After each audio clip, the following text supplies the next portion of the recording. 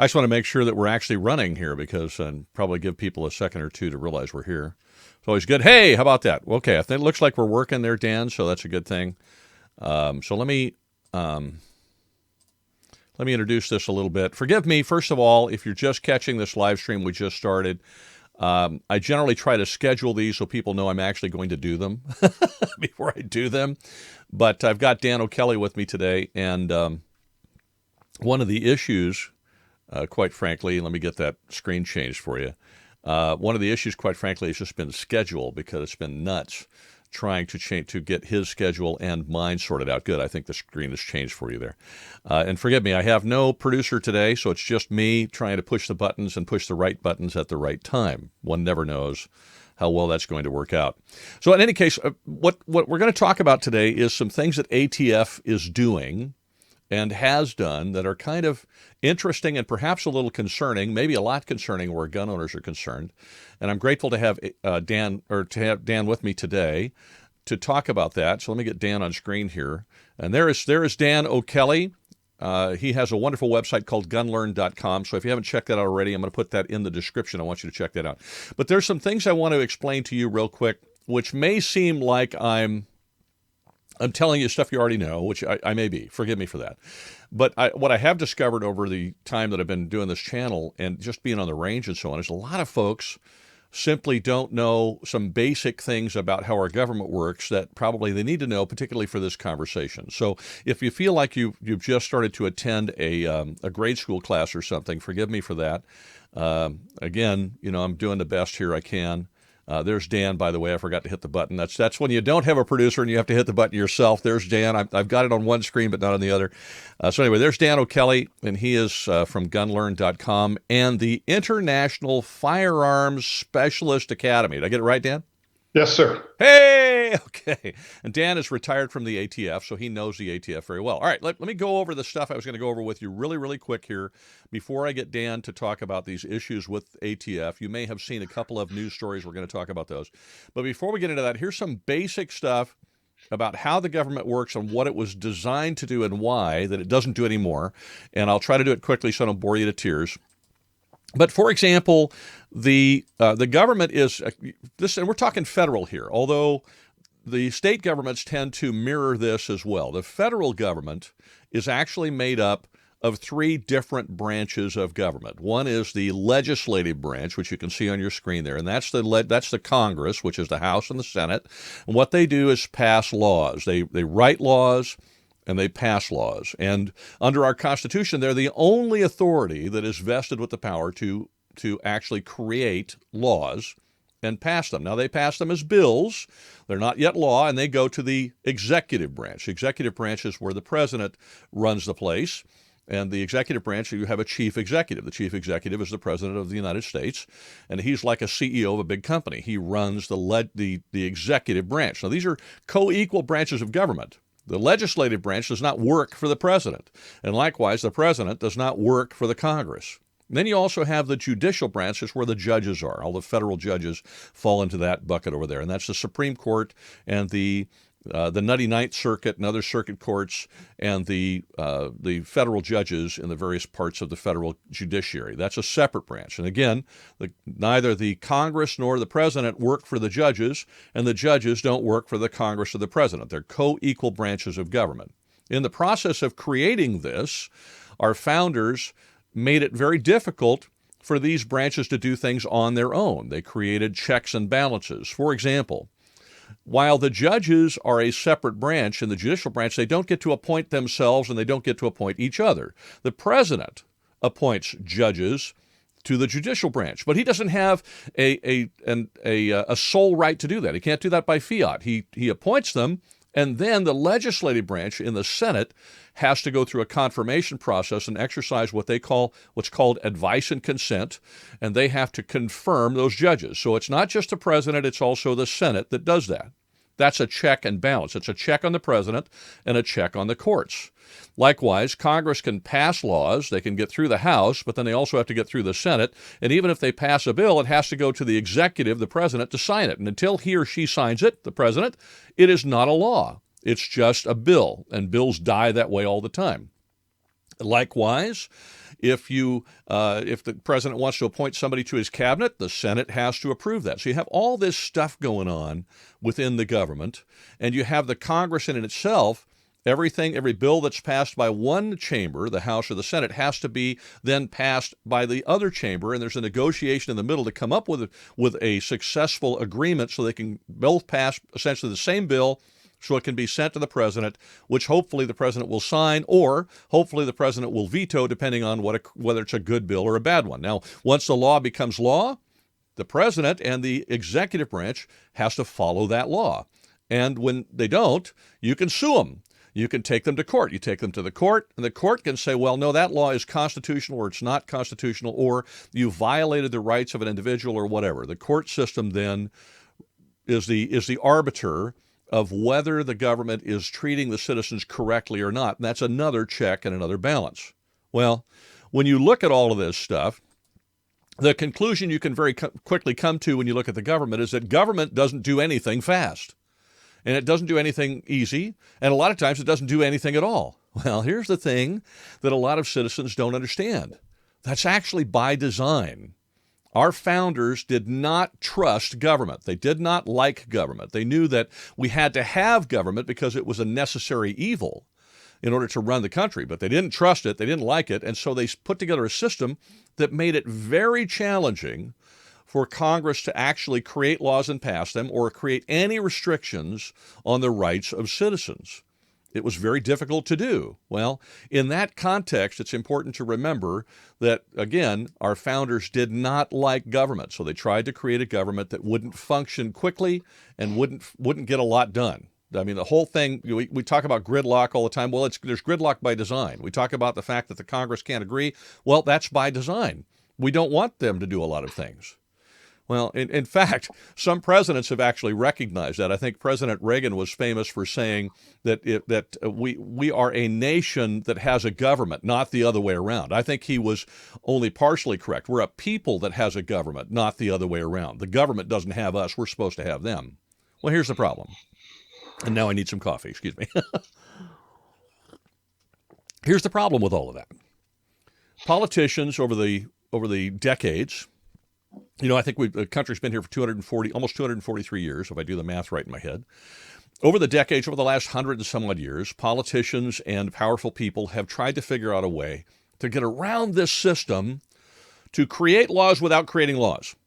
So this is the problem we have now. We have judges who are supposed to, their job essentially is to look at the law and apply the law as written and as intended. So they can read it and say, well, it means something different today than it did back then because the words mean something different, but that's not the point. What did it mean when it was written? That's the way it's supposed to be applied. But instead, politicians have appointed judges, presidents and senators have appointed judges because they want them to legislate from the bench, write their opinions and write their decisions based upon the direction they want the law to go.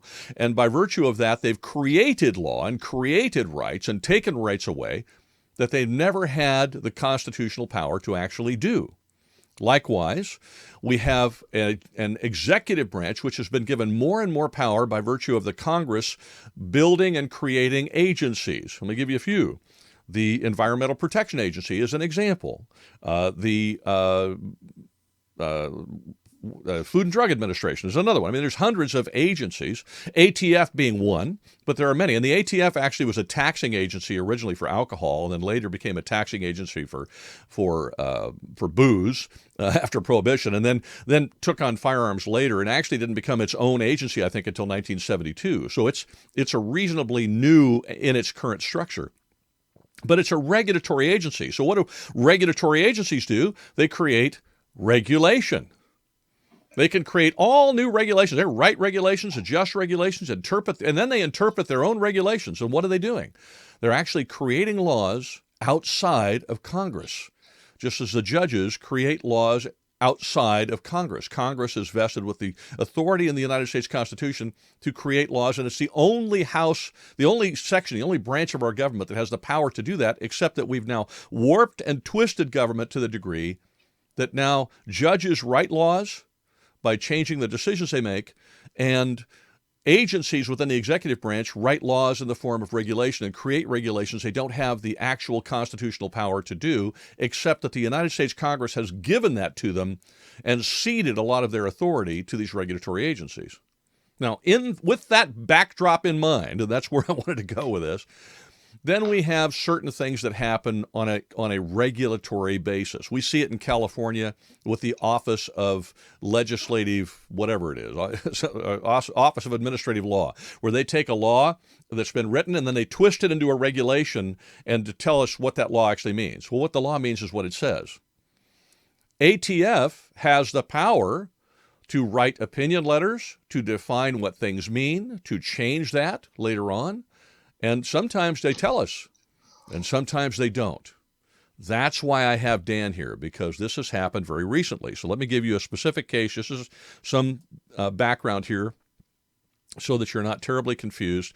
There were a couple of things in the news recently. One was a story in, I have to go find it here, and I'll get it up on the screen for you if I didn't already, but let me go see where it is or find it. There was a story on A Truth About Guns.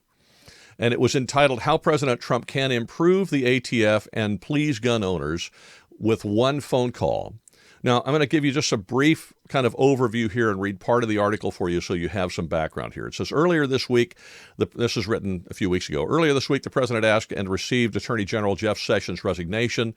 It probably won't be the only personnel move the administration makes after the midterm elections. Like almost all top cabinet level and agency officials, Sessions served at the pleasure of the commander-in-chief. And so when he got told to leave, he had to leave. The ATF, of course, has a number of similar top-level positions over which the president has control, one of which is that of chief counsel, a job which currently has outsized influence over the Bureau and its policy and enforcement priorities. First, a little history here, and I'm not going to get you too deep in the history, but I want you to understand that what happens here in basic, if I give you kind of just a basic look at it, what happens here in basic is that the president can appoint a head of an agency, but the Senate has to confirm that person. And until they do, the president can put somebody as a temporary director or temporary person in charge of that agency. But when they do that, that person, because they haven't been appointed by the Senate, their only power is to keep the wheels turning. That's all they do. They don't really have authority to make too many decisions or to change policy. They can just keep the engine running. That's essentially what they do. Well, if you look at this story again, that's what's happened here, is you have a guy now, unless this has changed since the article, you have a guy that's in charge of the agency who's temporary and can't do very much, but you have the chief counsel, Charles Gross, who now, all these decisions fall upon that person. To get an idea of Mr. Gross's policy and enforcement priorities, the article says, a good place to start is with the confusion and ATF-induced angst surrounding AR pistol braces. The ATF tech branch, who a number of industry sources tell us generally does a fair and even handed job of interpreting and applying current laws, the article says, approved the first pistol brace for general use back in late 2012, just before Jones and Gross arrived. Now, Jones is the guy who's the appointed guru, but he's not really doing much. In early 2015, toward the end of Jones' tenure at ATF, the Bureau muddied the waters, apparently changing their interpretation of their earlier ruling. They issued an open letter on the redesigning of stabilizing braces, which essentially said that shouldering them makes an AR pistol subject to NFA regulation. Well, guess what? They've changed it several times, and most recently, they got a guy in court and tried to convict him, which Dan's going to talk about, based upon some changes they made, which they didn't tell the public about. This is what happens when you have a regulatory agency that can make changes wherever it wants.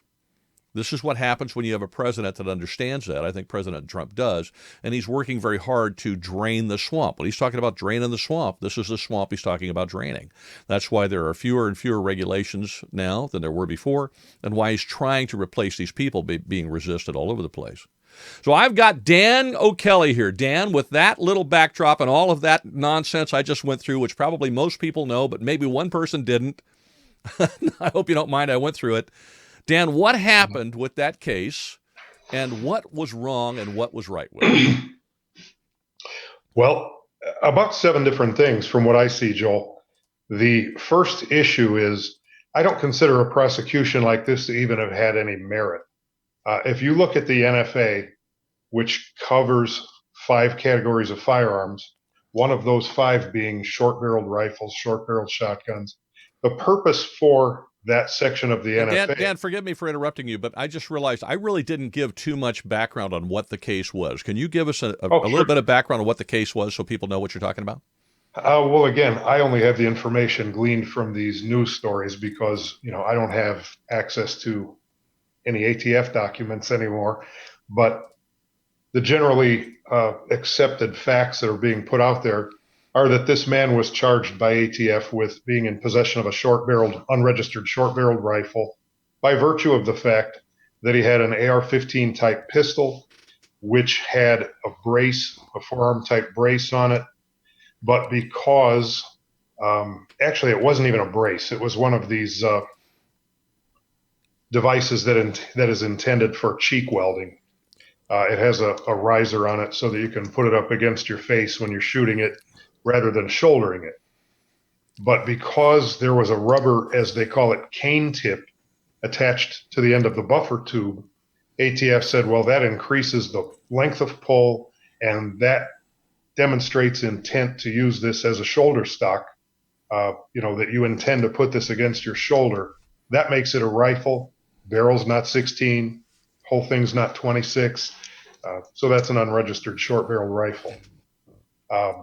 And again, my position is that SBR, SBS section of the National Firearms Act was written with the intent to keep gangsters back in the 1930s, or even today for that matter, from taking not concealable guns, full-length shotguns, full-length rifles, and cutting them down and making them concealable.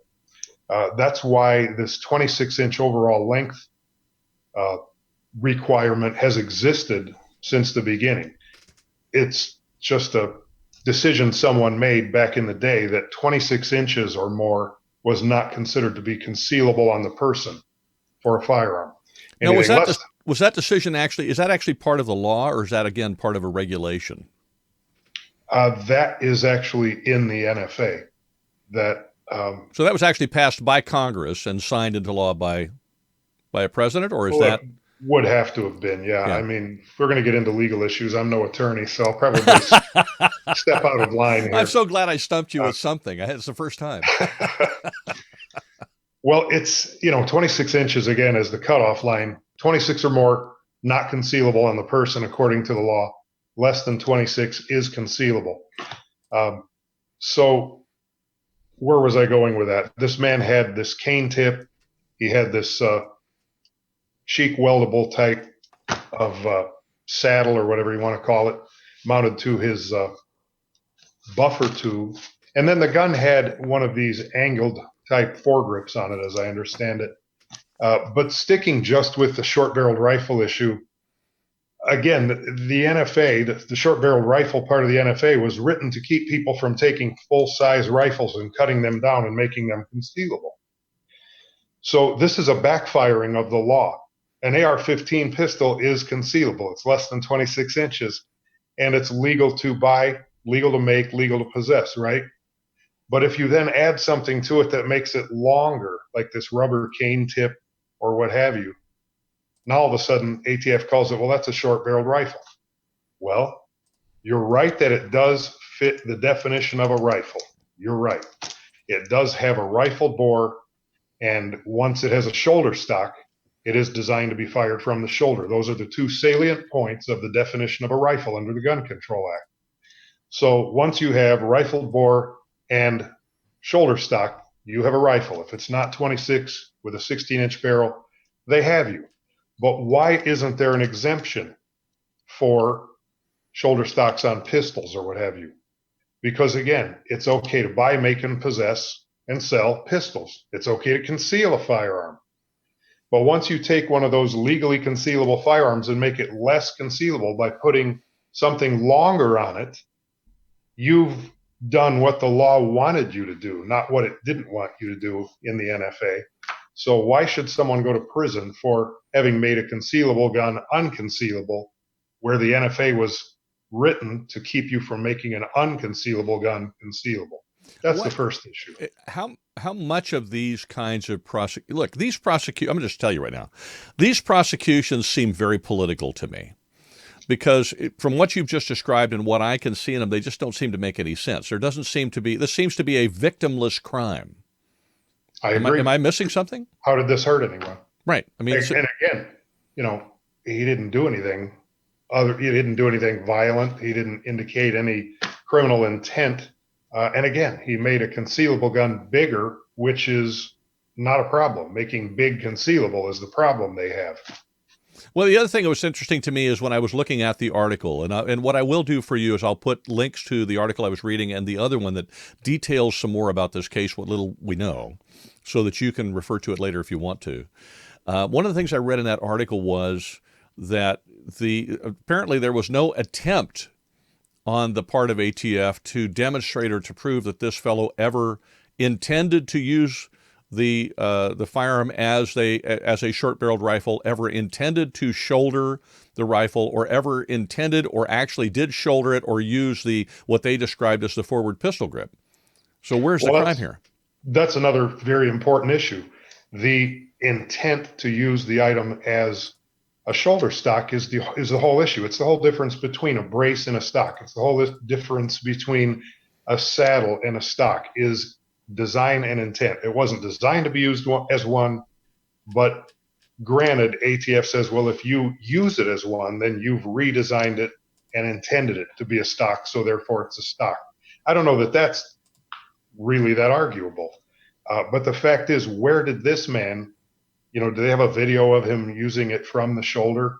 Apparently not. Who's to say that this rubber cane tip wasn't for the purpose of, when he's at the range, standing this firearm muzzle up and using that cane tip to keep from digging up the rear end of his buffer tube? I don't see any intent here. Where did the length of pull issue come from? Because what they were talking about was a whole length of pull thing. This is why this is so darn confusing. Is there's a lot of folks out there with AR pistols, and if ATF starts confusing this stuff, who knows whether what you got as your truck gun, that a lot of people use these as truck guns or something in states where they can.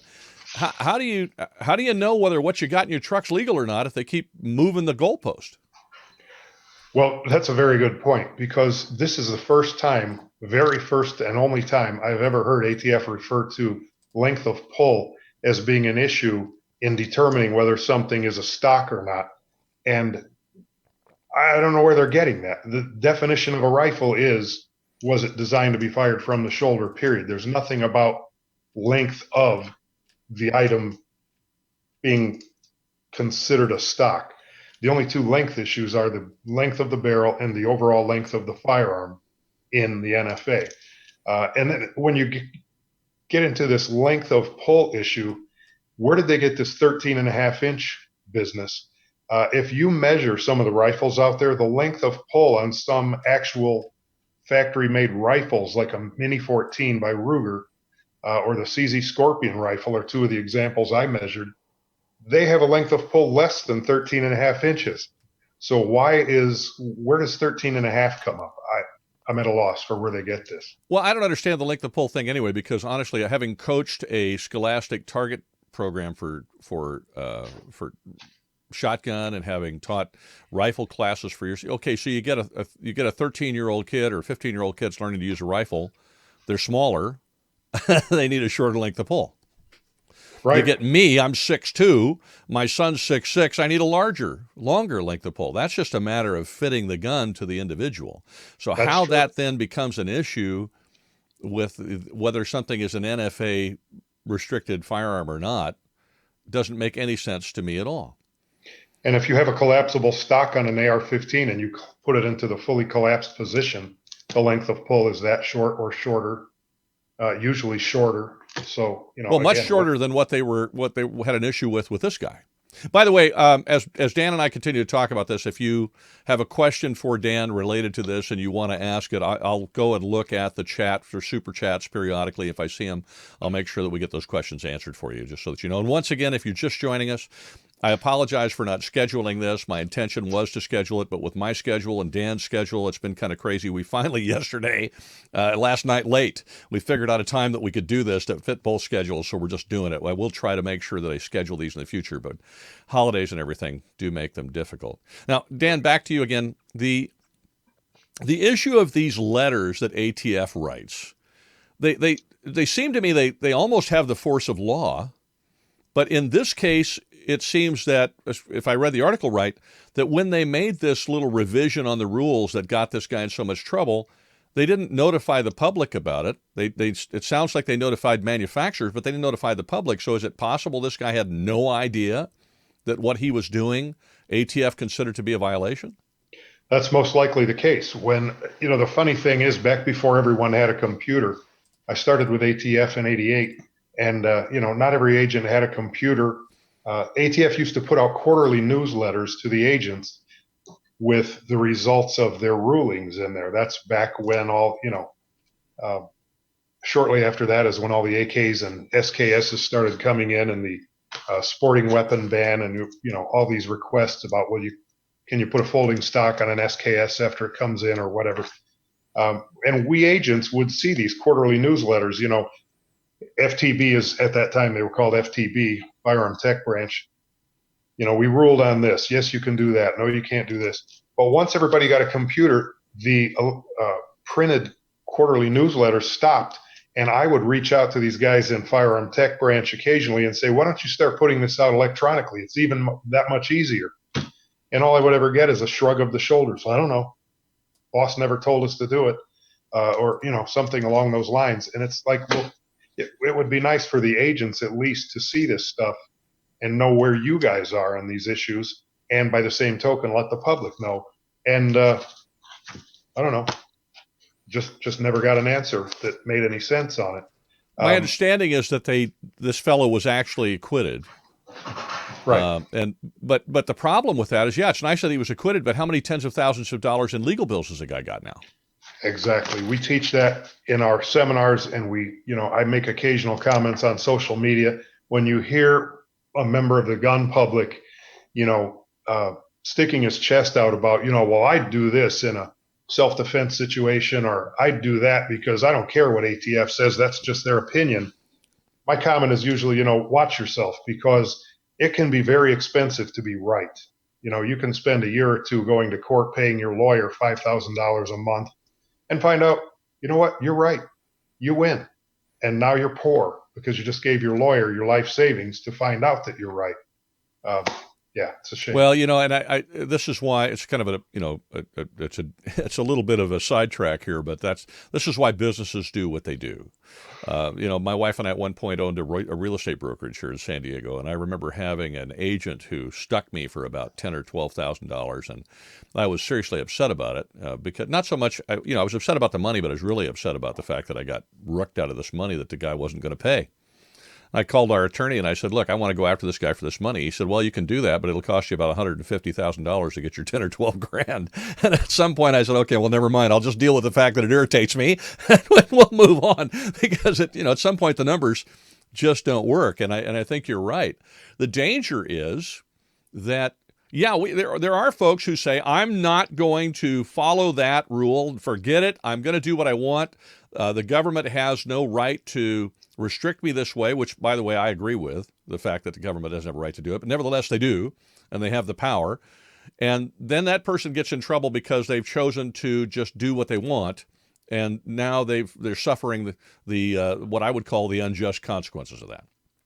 Then you got this guy who, by all reports, is simply trying to build an AR pistol and is following what ATF's guidance seems to be, and then gets dragged through court because ATF seems to kind of take another look at their own guidance and say, no, today it means this. I mean, if that should, to me, that should just scare the tar out of gun owners. No? Well, the other issue is, as you mentioned a minute ago, this angled foregrip or whatever it was some sort of a foregrip that he had on this issue. And ATF sort of took the position in the trial that, well, even if it's not a short-barreled rifle, then it's a pistol with a foregrip, so that makes it in any other weapon. And the first issue is, well, ATF, Mr. Decider of these issues, which is it? Are you not sure? I mean, it's one or the other, or is it both? Because they were acting like, well, if we lose on one, then it's the other.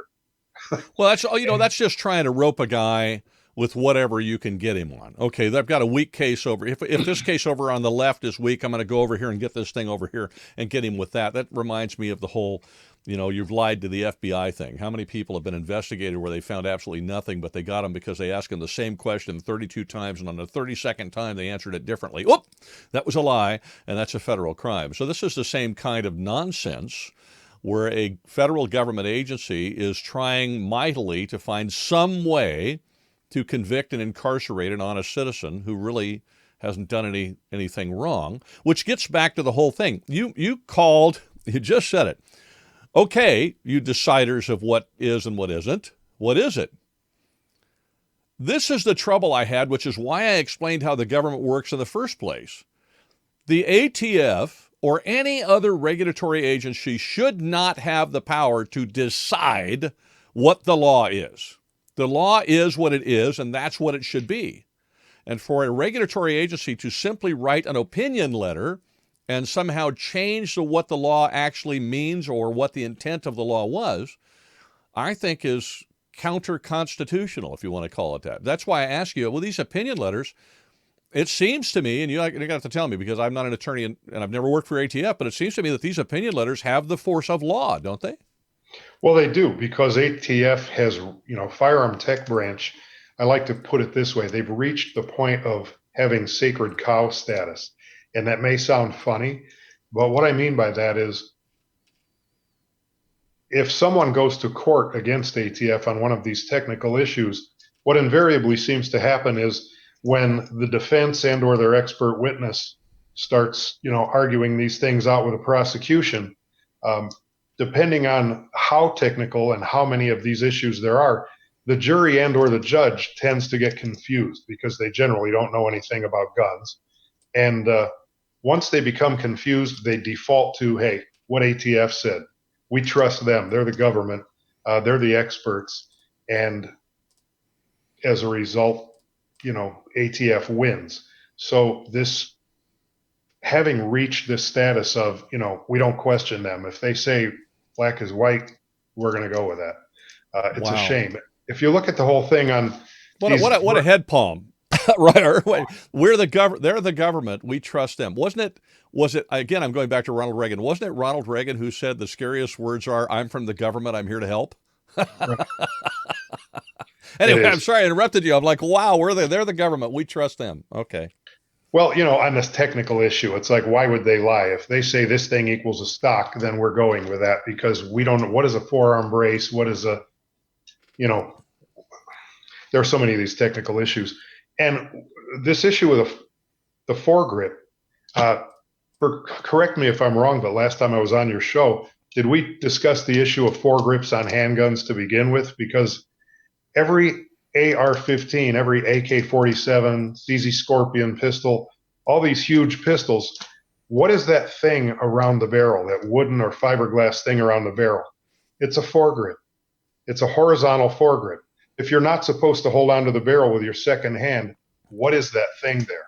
Well, and here's the issue too. I mean, even there are companies that sell a grip that is kind of slanted back, right, rather than vertical for states like California, where even if you have an AR-15 that may be legal in other places where you could have a vertical grip and foregrip, you can't have it in California. You've got to have this slanted sort of grip. My understanding is that if I put that on, my understanding is, now I could be wrong, my understanding is if I have that slanted sort of grip on my AR pistol, if I had one, which I don't, that would be legal, but apparently maybe not. You know what I mean? That's the laughable part, Joel. Consider this. ATF was written a letter at one time by someone saying, I want to put a vertical foregrip. That was their verbiage. I want to put a vertical foregrip on my pistol. And it was either an AK or an AR type pistol. Can I do that? And ATF's firearm tech branch responded using the same verbiage back to that inquirer saying, no, you can't. If you put a vertical foregrip, quotes, on your AR pistol, that would make it an any other weapon because it's no longer designed to be held and fired in one hand. And that's the issue. The definition of a pistol, salient part, designed to be held and fired in one hand. So if it has two grips, it can't be a pistol. Since it's also not a long gun, and it's not an other firearm like a Shockwave Mossberg is or a Remington TAC-14, the only place for it to land by default is under the NFA in the any other weapon category. So ATF wrote this letter back, no, you can't put a vertical foregrip on your handgun. That would make it an AOW because that's what the person asked. So then another company, I'm not going to mention a company name on your show, but this company developed an angled one, sent it to ATF and said, okay, this isn't vertical.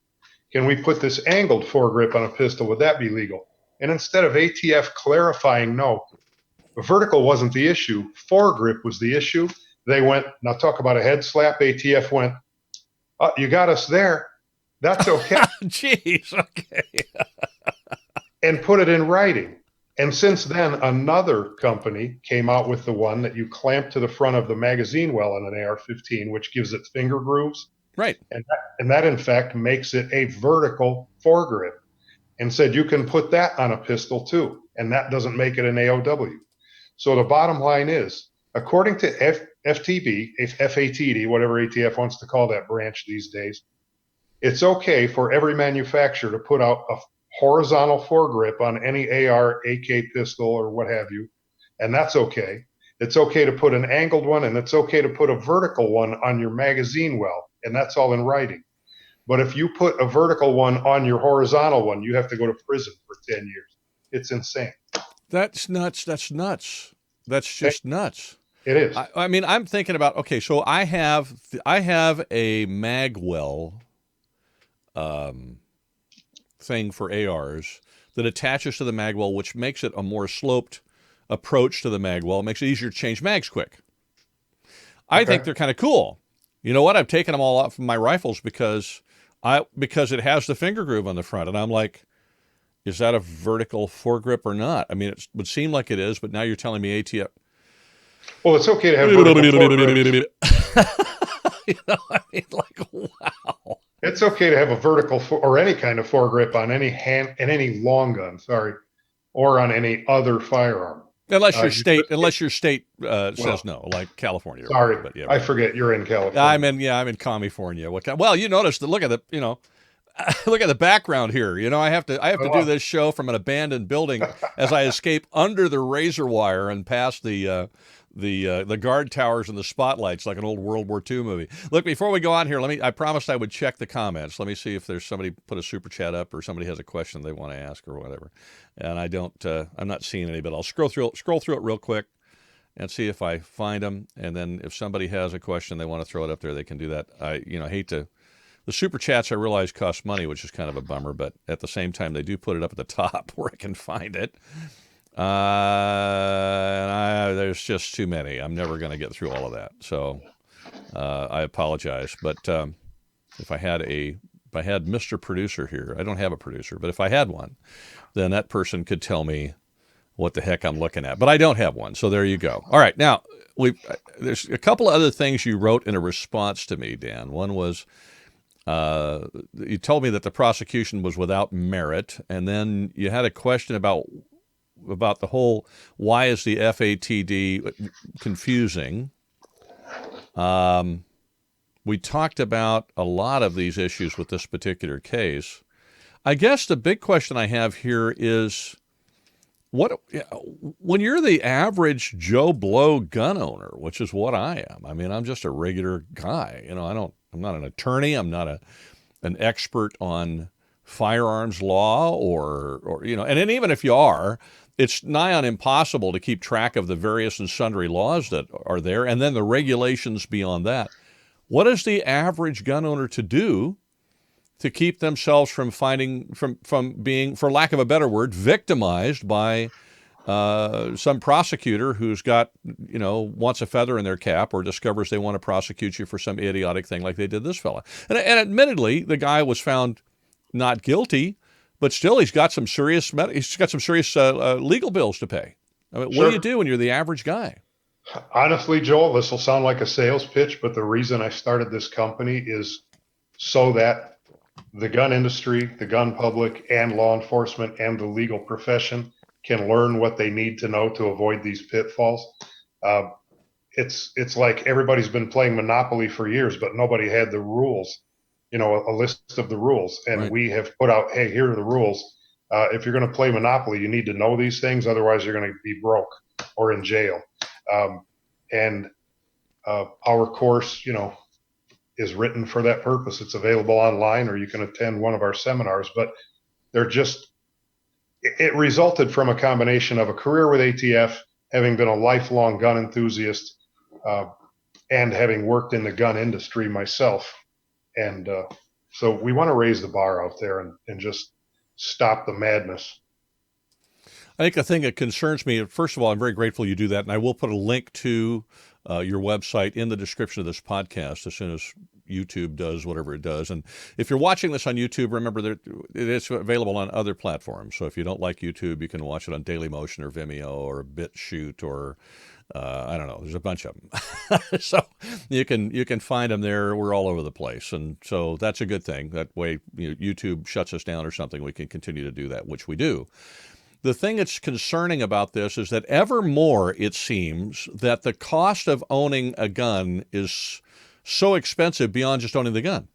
It costs you more to get the education to figure out how not to get arrested and prosecuted for owning the gun than it ever cost you to get the gun in the first place.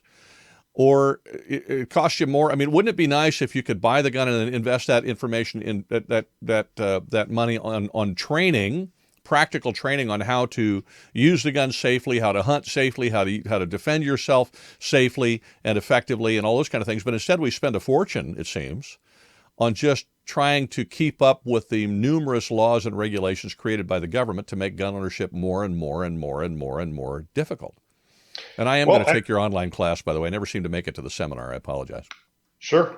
You're always welcome. But yeah, on the issue of expensive, our course is only $488. I mean, it's not a big layout of cash for that matter. So it's really not, again, not trying to make a sales pitch, but the fact is it's not that expensive. It's the cost of another pistol to learn what you need to learn all 14 aspects, pass the tests, and actually get certified and avoid these holes in the road.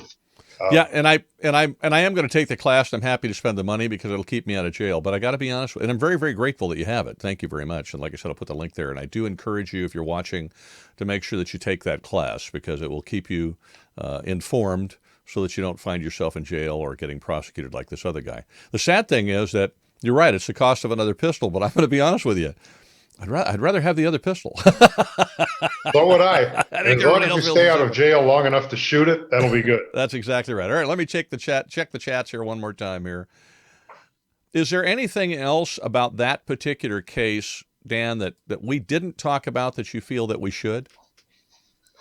Well, a couple of ancillary issues. I think it's interesting that a man by the name of Rick Vasquez, who I know, he used to be the acting chief of Firearm Tech Branch at one time. He's no longer with ATF. He was hired by the defense as an expert witness in this case, and he testified, of course, for the defense. I know several other former ATF firearm experts who are no longer with ATF, and I find it funny that once we enter the private sector and we find ourselves back in these gun prosecutions, are we testifying for the prosecution? No. We're always testifying for the defense. And why is that? Because when you tell the truth about inanimate objects, and that inanimate object is guns and ammunition, you always find yourself on the defense because of what ATF does. The receiver, what they call the receiver of 3/4 of the guns on the market don't match the definition of a receiver. Oh, so the truth, you have to point that out. So we have to point out so many things that are true that go against ATF's procedures that everybody finds themselves helping out the defense. Amazing. I found it interesting. One more time, just for effect. Jeez. Anyway, I'm sorry. You said you found it interesting about something. Well, when Max Kingery is a gentleman who is the chief of one of ATF's two branches of firearm and ammunition tech division today. And I had an occasion to chat with him back in May of this year at a seminar. And the seminar was about making 80% receivers, or making AR receivers from 80%ers, or pouring the rosin into the mold and making your own. And, during that seminar, he covered how there are the four things you can't do to an AR receiver before it becomes a firearm. And I asked him pointedly, would you give us a list of the 3 or 4 machining processes or holes you can't drill to an 80% receiver for the other 9 top most popular guns? Because there are 80% receivers out there for Glocks, FALs, what have you, 1911s. I said, can you give us, what are the holes you can't drill for a 1911 80%er and a FAL? He says, no, I can't do that. I said, I'm sorry, why? Why not? He says, if you have an item, send it to us and we'll write you a letter. I said, Max, why would you want to write a separate letter about every model gun for every person in the United States? Why don't you just put out a list? And he said to me personally, he said, I can't do that, and it comes from above my pay grade. I'm not allowed to. And I thought, telling the truth about inanimate objects is something you're not allowed to do. So again, there's another head smack, and it's crazy. This stuff is nuts. Okay, so I just got Dan. I was looking at the while I was listening to you, I was looking at the chats here, and I'm going to butcher the name. Kalhali, I think is how it says, had a question about the SBA3. Said it works on a standard rifle tubes, and he had a question about whether that might be legal or whether it isn't. I'm going to put up so that you can see it, because I had to go find it on the web. I had heard of it but not seen it, but so you can see. That's what we're talking about, Dan. I don't know whether you can see that or not. So the question was, and I've got that up there. That's the SBA3, and that is a brace, an arm. It's not a stock, but he's wondering what your thoughts might be on that. Whether that is might be legal, illegal, or whether it might even be safe to try to use. That's obviously designed and intended for use as a forearm brace. It's split on the bottom. It's made of obviously what looks like soft, pliable rubber, plastic, to wrap around both sides of the forearm. It has the Velcro strap so that you can secure it to a forearm. So that's a legitimate forearm brace in the same vein as the original SIG tack brace. So can you put that on a pistol? Yes, you could certainly put it on a rifle or an other. You can put anything on those. Well, you can't put a stock on another, but you could put it on your gun. And then the question is, can you put it up to your shoulder? No. If you were to put it against your shoulder intentionally in order to use it as a stock, ATF would say, okay, you've redesigned it as a stock. Therefore, your gun is designed to be fired from the shoulder. If it has a rifled bore, that's a rifle. If you don't have 16 inches of barrel and 26 overall length, then you have an unregistered short barrel rifle. This latest letter that ATF put out in 2017, supposedly clarifying this forearm brace issue, people should watch themselves. A lot of people, you read these forums and guys will say, hey, ATF's reversed themselves again. Now they say it's okay to put a gun against it's okay to put a forearm brace against your shoulder and it's not illegal. While it's true that in that letter, ATF said putting one against your shoulder doesn't make it necessarily a stock or make it illegal. What they were trying to do, and I'm not on their side, but what they were trying to do is say, hey, it's intent. If you intentionally put it against your shoulder, then it's a stock. If it just goes against your shoulder, that doesn't make you go to prison if there was no intent involved. So intent to shoulder, they're going to say it's a stock. If you don't, you can put it on a handgun. How crazy. Okay, I got another one here. Let me get that one for you. Stand by 1 second. Long Win has asked, if you convert a bolt action repeater to a pistol or a semi-automatic, is that, I'm not sure how that applies to, I don't know if he's applying that to AR pistols or what he's applying that to. Yeah, a bolt action repeater would be a multi-shot bolt-action firearm. If you convert it from rifle to pistol, you have to first register it as an SBR because you would be making a long gun into a handgun. And then talking about changing it to semi-automatic, there's no way in the world, unless you want to spend $10,000 to make a toothpick, to turn a bolt action into a semi-automatic. I mean, it is humanly possible, but it's not going to be practical. I think you might be referring, there are some products out there to take an AR upper, and by virtue of changing things, some small things like the bolt stop. Yeah, right. I mean, you can change some things in it, and that makes it essentially bolt action in the sense that you have to cycle the action manually each time to load another round and eject the previous one. So if you build it that way, if you have your AR pistol built that way, and then you change it to semi-automatic, you're saying that that's got to be, you've got to register that as an SBR? Is that what you said? No, I was talking about his first issue. He said a bolt action, and I'm thinking conventional turn bolt action, because right, yeah, we're confusing terms here. A bolt action is something where you manually reload the chamber by manually manipulating the handle of the bolt for each shot. These AR-15 type conversions where you get a different type of bolt catch, excuse me, please, and you change your bolt catch to a type where the bolt locks to the rear on an AR-15 after each shot, and then you have to push a button or pull something in order to get it to go back into battery and chamber another round. That is a method by which you convert a semi-automatic into a manually loaded firearm. And several companies have invented those for the purpose of trying to satisfy the New York SAFE Act or right. California's assault weapon ban or whatever. If you install one of those into an AR-15, in some states like California, they specifically name AR-15, and they're probably still going to say, hey, it's still an AR-15, so it's still illegal. In some states, it may fly. It depends on the nuances as your state law is written. But as far as the ATF is concerned, where do those land? Well, ATF says that anything that reloads its chamber by the power of the ammunition is self-loading. So all semi-automatic and all full automatic firearms are self-loading. Anything that does not reload its chamber by the power produced by the previous shot is not self-loading, it's manually loaded. And that's something that requires the shooter to physically manipulate, like a lever action, bolt action, pump, etc. So what he's referring to, he just sent another note, is he's referring to the Franklin Armory CA7, which actually I've got, they're sending me one to review.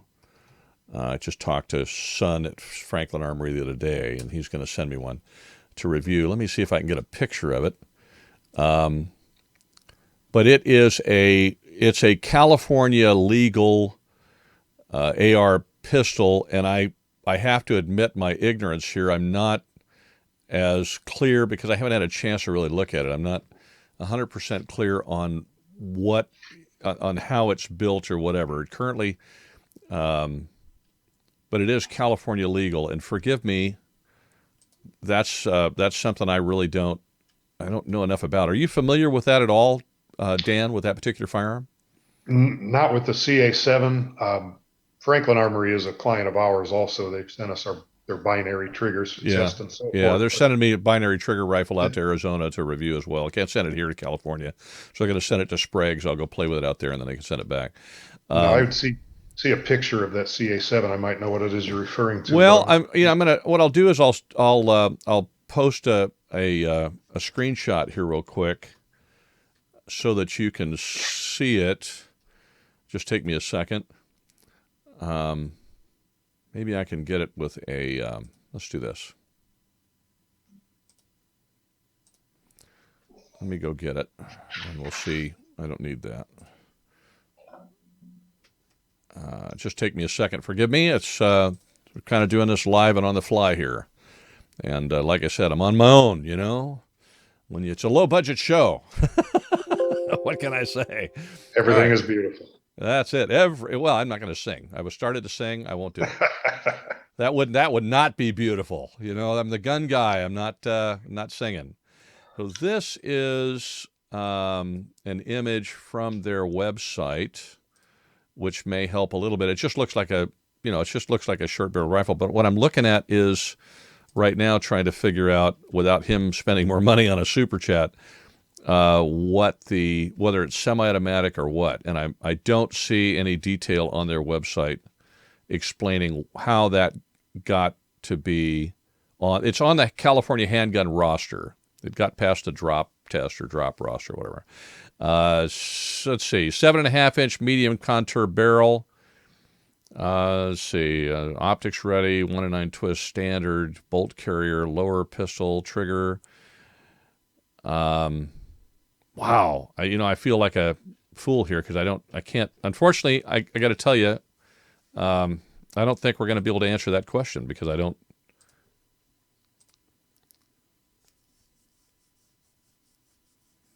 Yeah.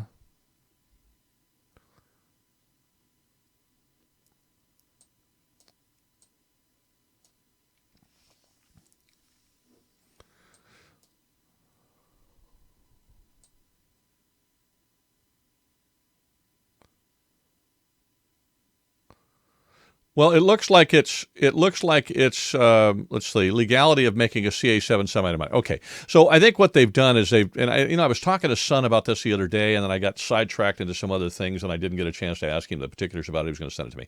It sounds to me that this particular model is designed to be, as you described. It's not going to be semi-automatic. You're going to have to cycle something, maybe pulling the charging handle each time to get it to load again. And it sounds to me like that's what they did. And he's asking about the legality of actually changing that and making it semi-automatic. I don't know. Where California is concerned, I would say that's probably no bueno. In fact, I would say it's definitely no bueno. But outside of California, from a federal perspective, I don't know. But that's a good question for you. Can you take a rifle? Can you take an AR pistol, which was built to be one of these guns where you have to manually cycle it each time and make that semi-automatic and have it be legal from ATF's point of view?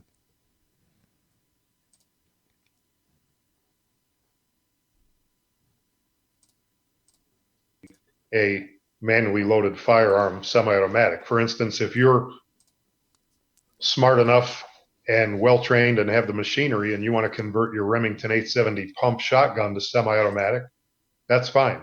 If you want to convert your Winchester lever action to semi-automatic, that's fine. But, the only federal restriction is on full automatic. As long as it's one shot per function of the trigger, not a problem.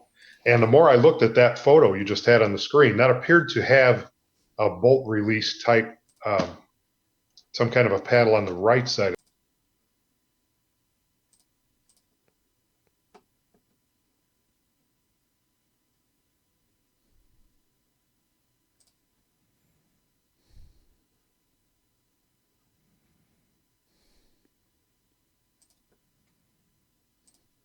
So I'm going to try to make it a little bigger for you. So hang on one second, see if I can figure out how to do that. Certain things are possible if you play around with the machinery enough. Let's see if we can scale that and make it just a tad bigger. That's as big as I can make it right there. I can't make it any bigger than that. Does that help?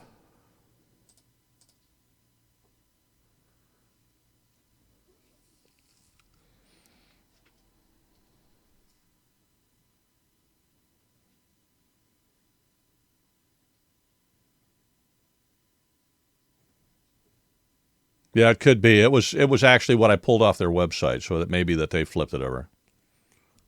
Yeah. Well, and here's from a California perspective, here's the deal with AR pistols from California. So if you're asking because you're in California, obviously somebody interested in buying this is probably in California because the whole reason they designed it was so that they could get it in California. Here's the deal with those.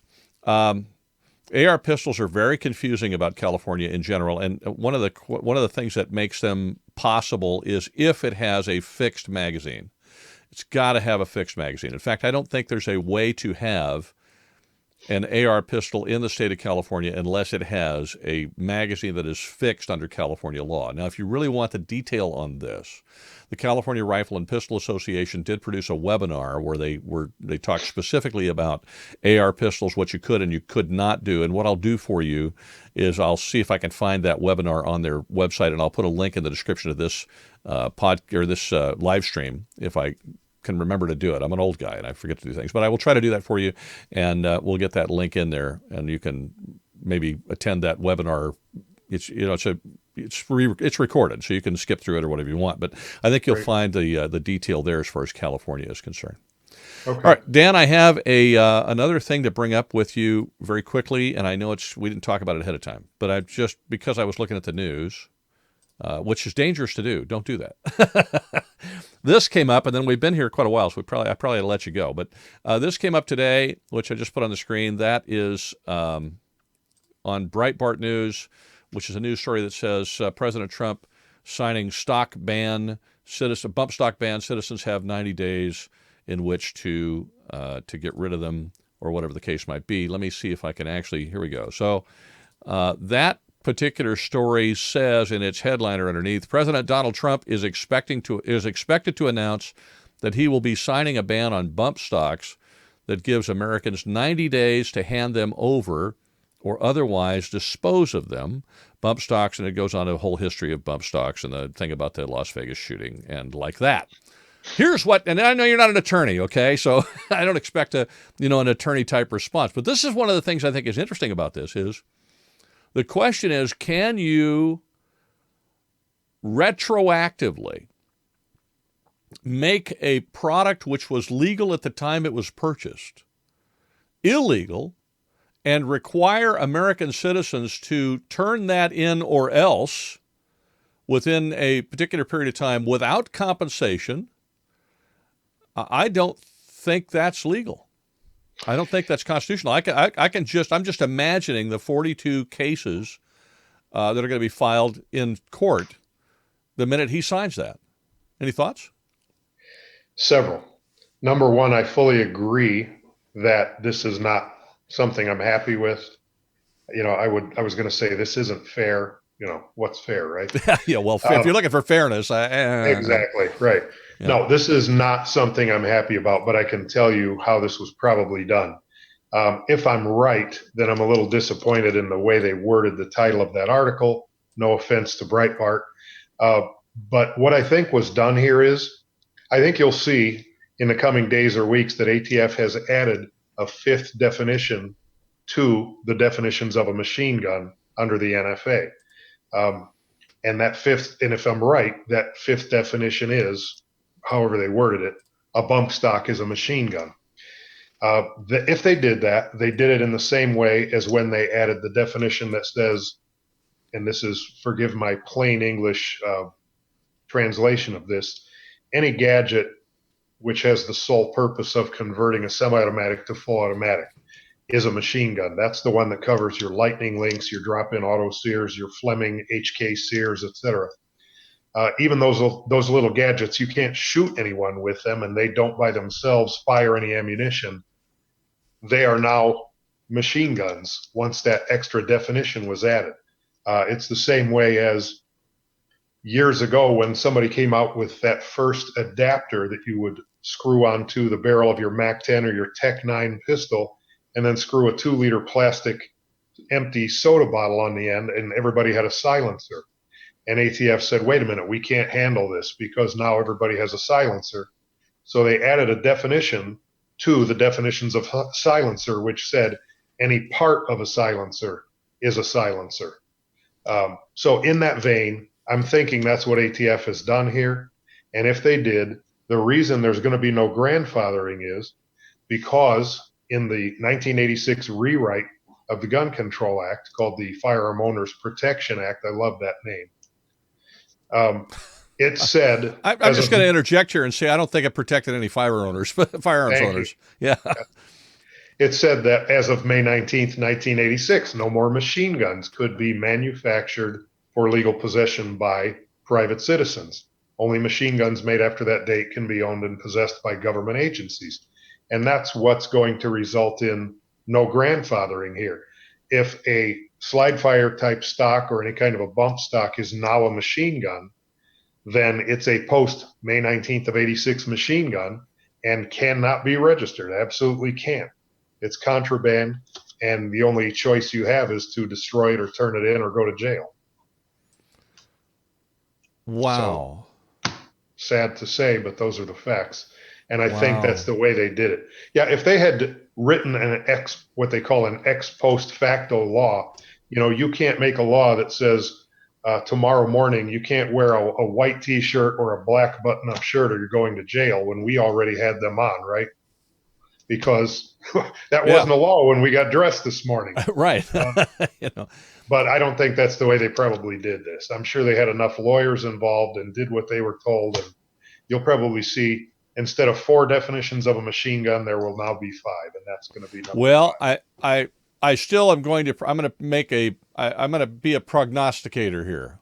I've been wanting to say prognosticate for the longest time. I finally got to use that word for something. Thank you very much. I appreciate that. Excellent job. I'm going to prognosticate here, and I'm going to say that it's a guarantee that this thing will end up in court, and No it's doubt. a guarantee that there are a lot of folks who have bump stocks who are not going to turn them in, because I mean, I don't have one. I've never had one. They're illegal in the state of California. So even if I wanted one, I couldn't get one. I don't particularly want one, honestly. But it bugs me that they're banning anything, because in my mind, it's a slippery slope. But I'm going to tell you right now that there's going to be a boatload of folks. They're not serialized, as far as I know. They're not registered. This is except for just voluntary compliance, this is an absolutely unenforceable law. All it's going to be used, it's going to be used as an add-on offense should they catch some banger with it, or should somebody go and do an active shooter thing again and hurt someone with it. But other than that, here we come back to another. We've just taken law-abiding citizens and made them criminals by creating a product they're not allowed to have anymore, that we know some of them have, and we have essentially victimless crimes, and it'll be a federal felony. Well, with all due respect, Joel, let me caution your listeners on that comment you just made. With all due respect to you and to them. Sure. You may not like it, but this falls into what we said earlier. You may find out that you're right after you spend $100,000 to your attorney, because if this does become the 5th definition of a machine gun, I don't know. It's going to be throwing a dart at a board at who's going to be the first guy, who are going to be the first 100 guys who get prosecuted for this. But when a law enforcement officer finds you with it and they want to prosecute you, and the prosecutor that they take it to says, yeah, let's indict it, you're now in for $100,000, if not 10 years in prison. More. All right. Now let me play games with this. I'm with you, but let me check real quick here. I don't see any black helicopters hovering around, so I think I'm good. All right. Now, as a point of clarification, never once on this program or on this channel or anywhere, anything I've written or anything else, have I ever encouraged anybody to, this is my legal disclaimer here, have I ever encouraged anybody to violate the law or to in any way do things that are illegal with firearms or in any other thing. In fact, if anything, I've encouraged people to do 2 things: comply with the law so they don't end up finding themselves in jail and losing their firearms rights, and then work actively through the process that we have, the legal process, to change them. That said, my prediction is still true. There's going to be a lot of folks that are completely ignore that advice, and they're not going to turn them in. And what concerns me is that you got some poor dude who's going to find himself in jail or in prison for a long time because he didn't turn it in. And who, when he purchased it, wasn't breaking the law. And now he owns it right now. It's not illegal to own right now. But, who knows, in 15 minutes, or if the president has already signed this thing, suddenly, boom, he's a criminal. And I must tell you, I have a very, very deep problem with that. I really do. I have a problem with making law-abiding citizens criminals by executive fiat. I voted for Trump. I support Trump and all that kind of stuff, but I don't like the stuff that just turns us into criminals because it concerns me. Let me see if we got any more super chats here, and if we don't, I don't think we do. There was a few of them there. Anything else you think that we should cover that we haven't? Well, just on that last issue, one parting comment. Yeah. For those who may, and I don't recommend it, choose to ignore it and keep it. During my 34-year law enforcement career, I'll tell you the way I saw so many people get caught who thought, well, you know what, I'm going to keep it in my house and nobody will ever know. Next thing you know, your dog bites somebody on the ankle, Mm-hmm. policeman's at your door. Now he sees your stock. You get in a fight with your significant other. Neighbors hear you shouting. Next thing you know, cops at your door. Yep. And hey, what's that thing laying over there in the corner? Yep. Just there are so many ways. You don't intend to get caught, but if that thing is laying around, it is so easy to get found with it. So be cautious if you're going to play that route. I would tend to agree. All right. Well, before I go, a couple of things real quick. I just want to let you know, if you're watching this, first of all, thank you very much for doing so. I really appreciate you're hanging with us this long. If you're still here, I'm really grateful because we've been doing this for quite a while. A couple things real quick. I'm very encouraged by the fact that Sportsman's Guide has decided to contribute a little bit to our Patreon account and support GunGuyTV. So I want to make sure I'm supporting Sportsman's Guide. They're actually a very good store. So if you're shopping this Christmas and you're looking for hunting stuff and whatever, you might check out Sportsman's Guide. I'm grateful for their support here on GunGuyTV. As you may or may not know, this all comes out of my pocket, except for contributions that we get from various sponsors like that and some other things. One of the things you can do also, if you are buying stuff that is perhaps not hunting related or whatever, and you're shopping for Christmas or whatever, I would encourage you to use our Patreon, or our Amazon link, because if you use our Amazon link, Amazon is not the most gun-friendly company in the world, but you can pick their pocket a little bit for some extra money. And guess what? It'll go in my pocket. So it'll go in GunGuyTV's pocket, not in mine. But it does help out with things like going to SHOT Show, which is coming up in January, and equipment we bought, and even the software that I'm using right here for Wirecast Pro to do this live stream for you. I think Wirecast cost me $700 or $800. So it's just money that we take and we use it to improve the channel. That link will be in the description. So if you're shopping Amazon, please use our link. Lastly, this gentleman right here is your source for federal firearms regulation stuff where ATF is concerned and so on. I'm going to put a link to his website at gunlearn.com. Please, please, please arm yourself with the information. Take the class. I will be the first one to take the class. I probably won't do it until after I've paid for all the Christmas presents, Dan. I apologize. I'll do it right after that. Thank you very much, Dan. I really appreciate you taking the time to do this in the middle of your holiday season, and I know you're getting ready to go. You're going back out to Florida, aren't you? Headed down to Florida. We're going to work from there for a while. Yeah, get out of the cold weather and the rain, and we're just getting poured on here. I'm actually wet. I had to change shirts because we have on the back of our lot. It's a little lower than the front, and I have a sump pump system that pumps the water out. Well, the pump died, so I've been out there all morning with little bitty pumps and hoses all over the place, pumping the water out front. I came back in and trying to get this done really quick. And my shirt's soaking wet, and like that. So I'm wet from the bottom, pants down here. It's starting to dry out a little bit, but at least my shirt's dry. What the heck? Well, listen, thank you very much, Dan. Have a wonderful Christmas. I really appreciate you being part of this. I can't thank you enough. Your time is extremely valuable. You know what you're talking about. I have no clue. And I really appreciate all that you do. Let me check one more time real quick, see if there's any other super chats. It does not look like there are, so I don't have to worry about them. And I will just wish you a Merry Christmas and thank you very much. And we'll do it again. If you're up to it, we'll do it again soon. Love to. Merry Christmas, Joel. Thank you. All right, sir. Thank you again for watching. I really do appreciate the fact that you do that. Thank you for all of your support of GunGuyTV. I urge you to check us out on Patreon, and I do have some regular things like that. I have a podcasts that go there, video and audio podcasts, and live stream that happens on Patreon every month. I want to inform you now that I'm trying to get either Rick Travis from CRPA or Sam Paredes from Gun Owners of California to come on and do a live stream with me before the end of the year. I'm actually trying to get them both, but if I just get one or the other, that'd be great. I want to make sure that we really understand what California restrictions are and the things we have to do with that before we get to 2019, particularly where ammo is concerned and all that stuff. So look for that soon. That'll be coming up here pretty soon too on GunGuyTV. Thank you again. Have a wonderful week, and please be safe.